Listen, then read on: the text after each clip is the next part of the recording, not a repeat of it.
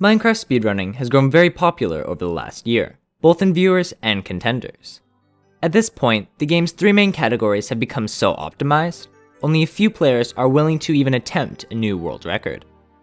Because of this, many of Minecraft's top runners have started to turn to other subcategories. However, even these have become very difficult to gain a top time in. One category which stands out from the others is called All Advancements. As the name suggests, the goal of the speedrun is to get every single advancement as fast as possible. Some of these can be very challenging, as they are extremely RNG dependent.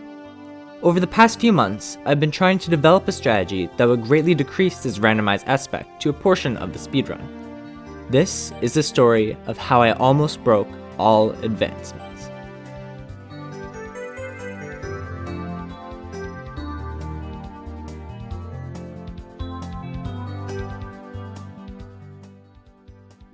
Minecraft has a total of 80 advancements in the Java version of the game.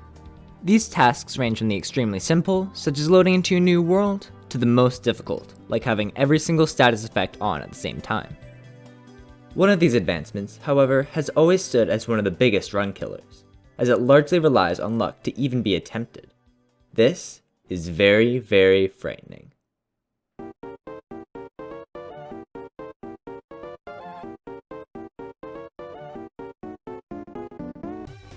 In this advancement, the player is first required to obtain a channeling trident. This is done by killing a drowned holding the item.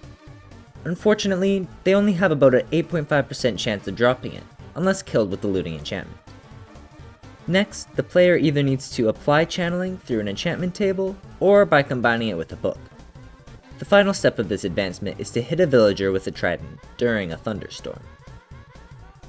Here is where we run into a bit of a problem.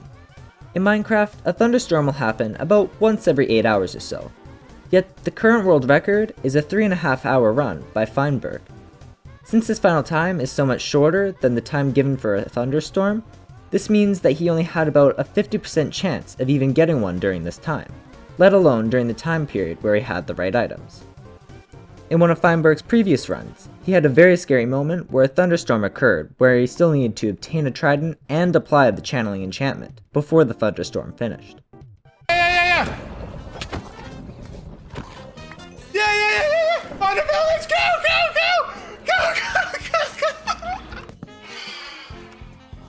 Ah! A 6! How do I get one more? Wait! Go! No!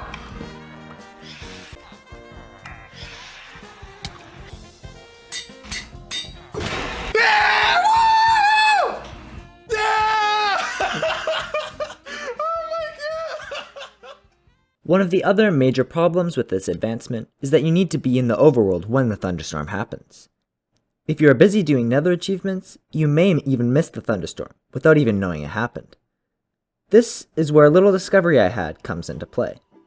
I was able to find a glitch where you can essentially tell when a thunderstorm is occurring whilst in the nether dimension. This is Swatch Strats.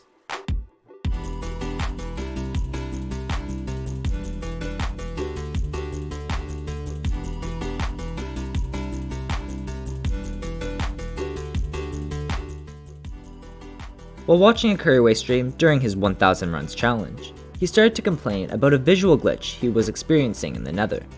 Sometimes, when he loaded into a world, the nether fog would be a darker shade than usual, making it harder to spot certain structures.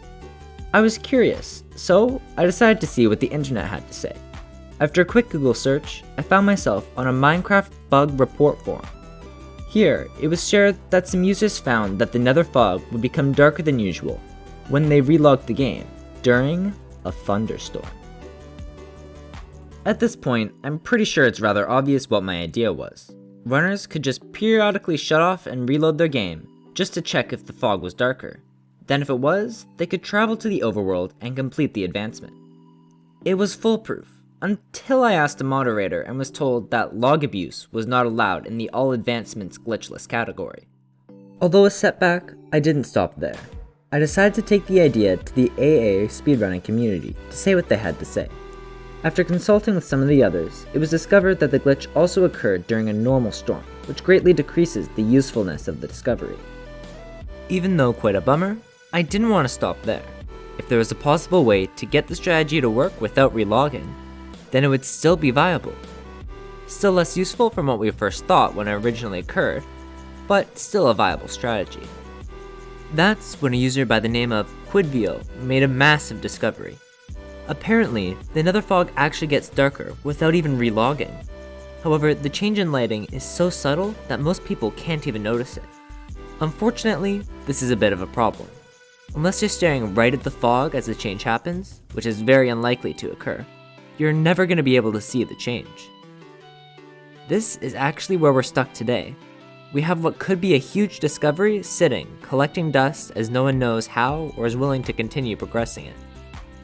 I know this is kind of a disappointing end, and you may be starting to think, what's the point?